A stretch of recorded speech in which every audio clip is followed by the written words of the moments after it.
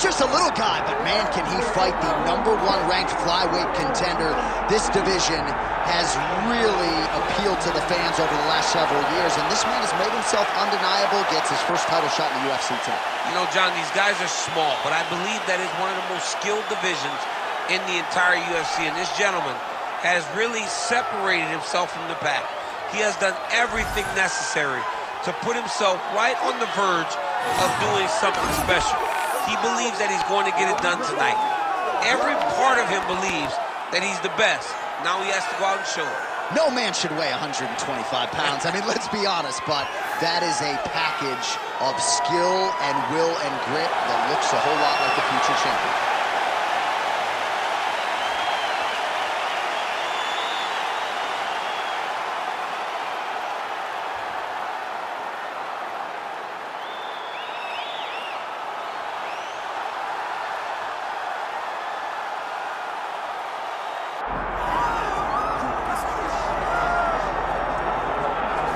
All right, so the road to UFC Gold and Glory at 125 pounds goes through this man, and you gotta be on in every facet of the game if you're gonna dethrone the champion. Or even give him a challenge. I mean, we have seen him time and time again take fighters who look so good against everyone else and make them look very average. He is just a tremendous athlete. He's a great champion, and he's a guy that with the confidence of that belt feels like he will never get beat. And for the first time this week, he started talking about guys like you, simultaneous double champions, potentially wants to move up and challenge for a second belt, must defend this one first. Let's see how it goes.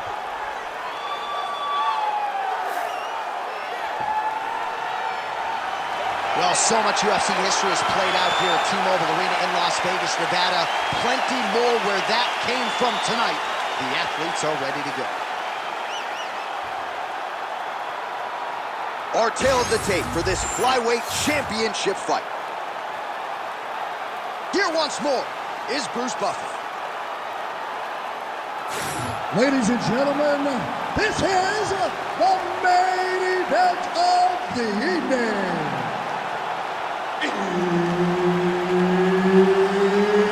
It's time! 5 rounds for the UFC Flyweight Championship of the world. Introducing first, fighting out of the blue corner, presenting the challenger, Tatsuro Taira.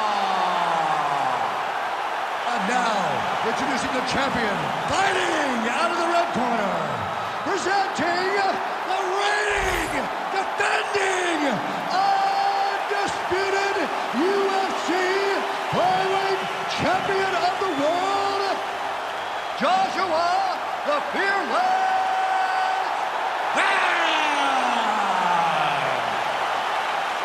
The veteran Herbert Dean, our referee for this one. Ready. Well, for all the places we go in the world, you can hold up to this one. Good evening from T-Mobile Arena here in Las Vegas, Nevada. Opened April of 2016. UFC went there for the first time at UFC 200, and they've been bringing big shows seemingly every other month ever since. They call Vegas the fight capital of the world. And if you're talking about a home base for the UFC, you're talking about T-Mobile Arena. Oh, attempting to go for the leg now. Oh, looked pretty tight, but he gives up on the submission.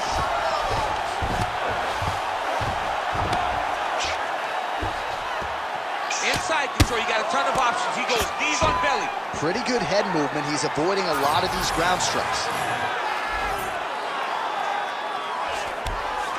Nice transition. Big ground and pound.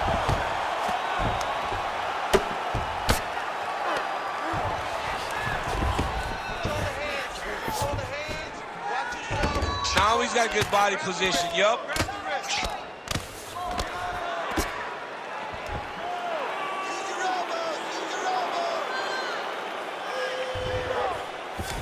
Two minutes have gone by.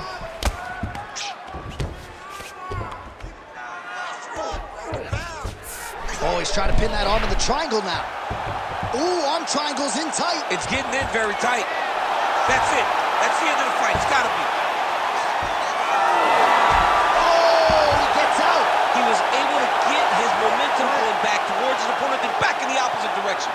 to get his hips back and his chest down towards the mat. And you just spilled your popcorn all over the broadcast absolutely table. did, John. You know I love popcorn. Good, solid strike on the ground. And another one. Another strike from the top lands for him. Striking from every position lands a strike from the bottom. All right, he's got side control here, DC. You know, he's got a lot of different submissions in his arsenal once this fight gets to the ground. All right, so you got to be careful playing on the ground with this guy. You don't want to mess around for too long. Working out of the half guard here.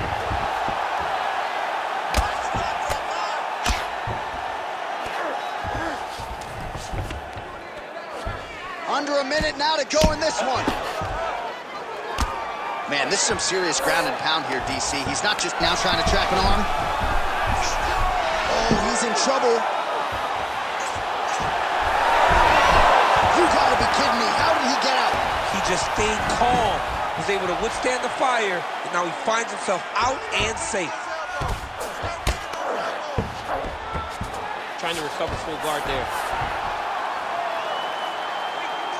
Final seconds of the round. Great submission defense. 4 seconds for the end of round 1. All right, take a seat, bud. Deep breath. Breathe in through that nose, out through that mouth. All right, here's some water. Listen, your kicks are working. All right, let's look back at some of the action, DC. Your good friend Mark Coleman, the godfather of the ground and pound, would be proud. He'd be very proud. He'd be very proud with the way that he showed his ability to use his ground and pound. He didn't waste any action. He did everything he needed to do. He was able to posture. He was able to control wrist. He did everything perfectly in his approach in that ground and pound sequence. Ready. Go. All right, let's get to round 2. Oh, really making good use of his reach advantage as he lands the straight punch there. Oh, that body kick landed. Oh! Big shots exchanged in the pocket there. Spinning back fist.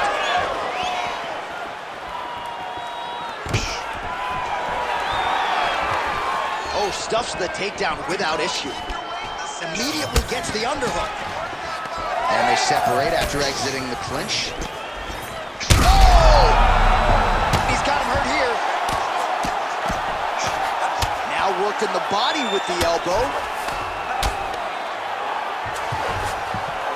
Showing off that leg dexterity and flexibility rubber guard now. I mean, he set up a beautiful submission. Now it's tight. There it is. Oh, and now he gives up on the submission. He's having his way with him here.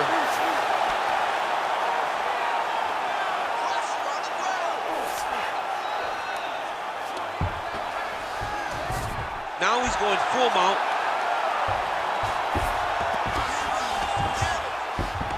Oh, nice right hand by the champ, yeah. Lands with the ground and pound. These ground strikes are starting to add up.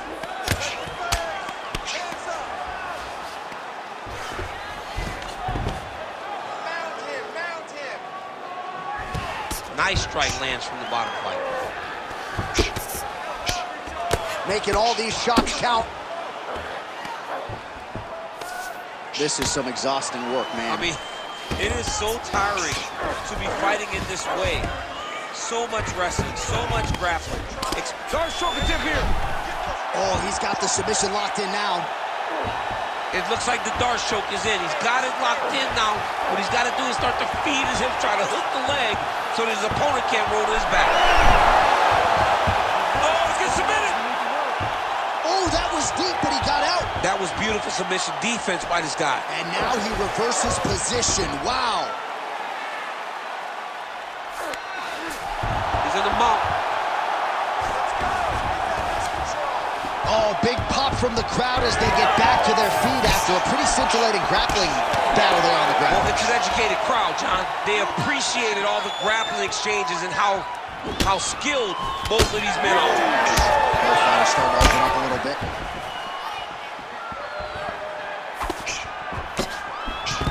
Oh, he gets the takedown late in the round here. That's a way to leave an impression on the judges, and big picture, I think, could set him up for future success in the next one.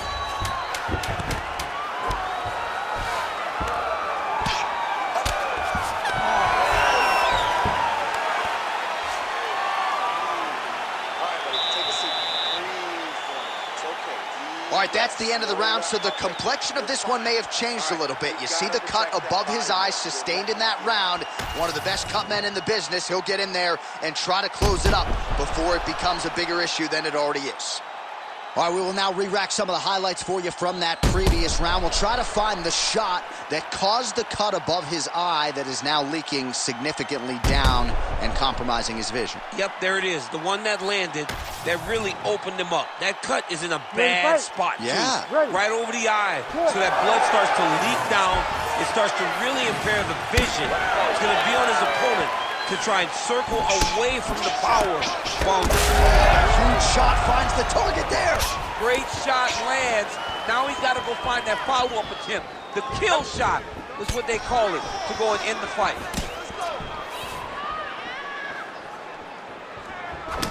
Ooh!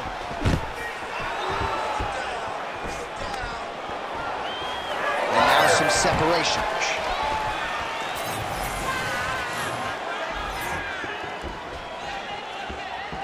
Mixing it up well tonight. There's a shot to the leg.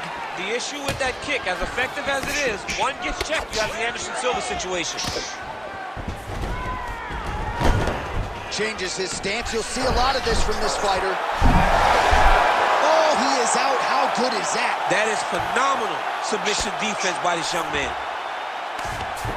And he's back up. Great tackle on that double leg. Just over 3 minutes to go in round 3. Oh, bleeding from his cheek now. Damage done. Working out of side control here. His opponent trying to control posture, but you got to be careful here. Oh, good ground and pound here. Oh, and there's another ground strike for good measure. Outstanding ground and pound here. Somewhat of a lost art in MMA, at least in terms of making sure that every strike counts. Not an issue for him. He's making every single one of them count. He is not pity-patting. He's not touching. Every punch that lands, he wants you to feel it. He gets hit with another massive ground and pound strike. He has got to protect this cut.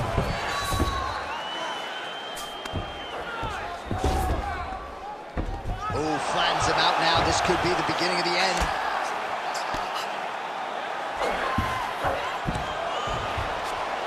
All right, well, he continues to manhandle him here on the ground. Now maybe trying to get to a choke position here, DC. Oh, he's in trouble. Good job by the champ there. Sliding back out.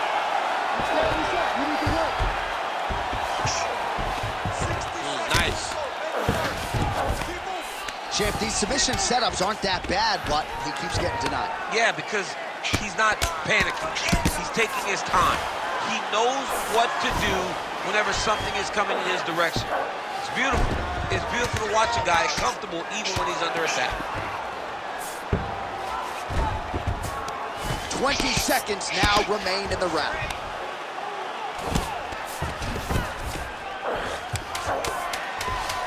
Now drops inside that closed guard, DC. Full guard. Let's see how patient he is as he attacks a submission or big ground and pound. All right, so the fighters head back to the stools, and hopefully this fight can continue. That is a severe cut. We'll see if the cut man can do some good work here. It's pretty bad, and it's only going to get worse. You have to be smart with your exchange. All right, they attend to the fighter on the stool, and I guess if you are going to be cut open, cheek ain't a bad place for it. Yeah, it's the best spot, right? You never want to be cut. You never want to be bleeding. But if it's on the cheek, it's as good of a spot as it can be. But you still got to do something different, though, because even though the blood isn't going in your eye, every time you get hit there, it's horrible. You ready to fight? Ready. All right, here's round 4. Fight scheduled for 5 5-minute rounds. All right, here we go. 4th round of a possible 5. And this is the time where fighters are really tested, right? Dig deep, lean on the heart. We'll see who has the upper hand. You feel pretty good in round number 5. Round number 4 is the one that really does test the fighter. It really does test the mettle of the guy inside of the octagon. Oh, man, that cut looks terrible. He's bleeding like crazy. I wouldn't be surprised if they stopped the fight with that cut at some point. All right, so inside the open guard of his opponent. You got to be careful playing around for too long here on the ground with this guy. All right, side control now. We'll see if he can advance position.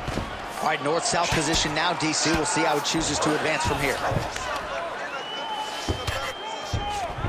Changing the position. Changing the mount here. Trying for a submission now. Ooh, this could be it. That thing is tight. That arm triangle is deep. Great job maintaining position over submission. Very smart. Great fight IQ.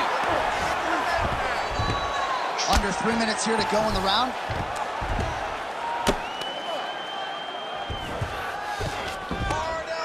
Lands with the ground and pound here.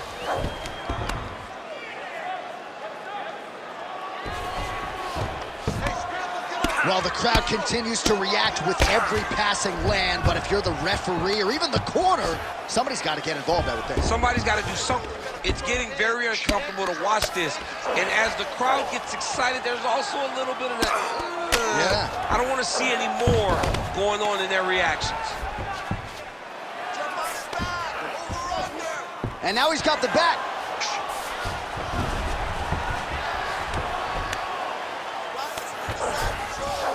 All right, operating inside the closed guard now. He's got his foot on the hips. Now he's going to attack a triangle choke here.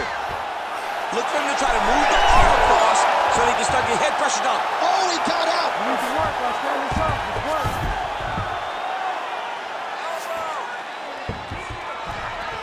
Gonna try to take his opponent's back here, and he does.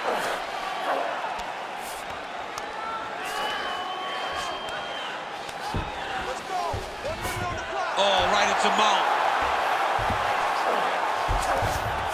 All right, half guard position here, DC. You have an extra hop in your step when you talk about fighters. Oh, another submission attempt by him now. That Darce is tight. Oh, and he's out. Oh, crowd just loving it as the fighters, after an extended grappling battle, make their way back to the feet. Yeah, they're back on their feet. They spent a lot of energy on the ground, though. These guys were going back and forth on the ground, and ultimately, he's gotten back to his feet to give himself an opportunity. All right, so the fighter heads back to the stool, and man, that is a severe cut that he's dealing with. We'll see if they call in the ringside physician.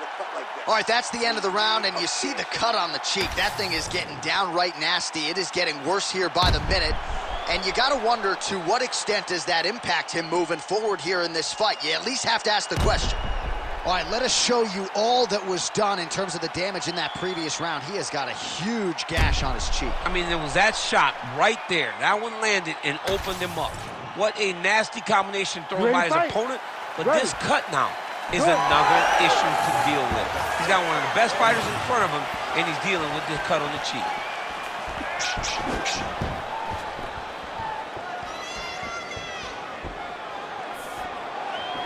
Right hand, yup.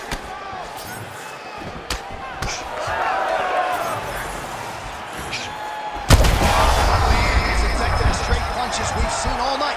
Huge straight punch lands, and he's got him hurt very bad. The reach advantage has proven so beneficial. Another punch lands. So pretty good recovery by the opponent after getting stunned pretty good. Got to capitalize on those opportunities. I mean, you can't waste these opportunities. You don't get them as often as you'd like. So when you get a guy hurt, you got to find a way to finish the fight. Working off of his back here. Looks like he may try to hip escape. There it is. Now he's going to mount.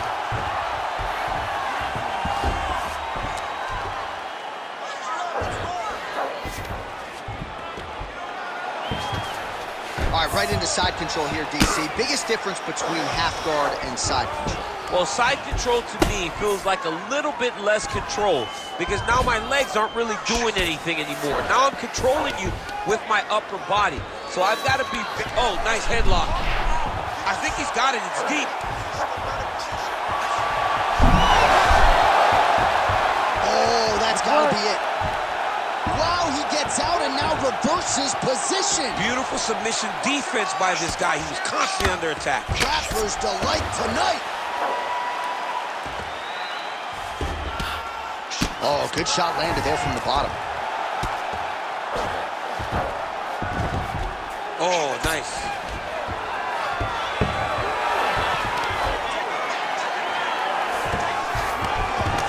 inside the closed guard now. This is no safe place against this opponent. All right, so some high-level stuff there on the ground, but as they make their way back to the feet, a huge response from the crowd, no surprise there. I loved all the grappling that was on display there, but fight fans want to see striking, and that's exactly what they're going to get as he finally makes his way back to his feet. All right, it's late in the fight now. I don't need to be a judge to tell you that he is clearly losing. What is a fighter's mentality when you know you need a finish and you're getting an L? This is when you got to go to the Nate Diaz mentality. Kill or be killed. You got to throw everything at your opponent, because if this thing goes to the judges, you are not going to win this fight.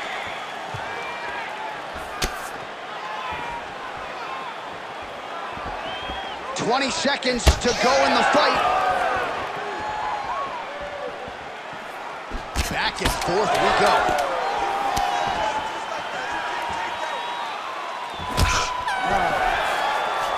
All right, so there it is, the final horn, a lifetime of work, all building to this moment, and the underdog challenger comes up large with his striking game tonight.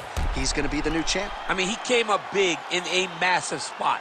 He was the underdog. He wasn't supposed to get this done. He relied on what got him here, the striking, to take the title from the long-reigning champion.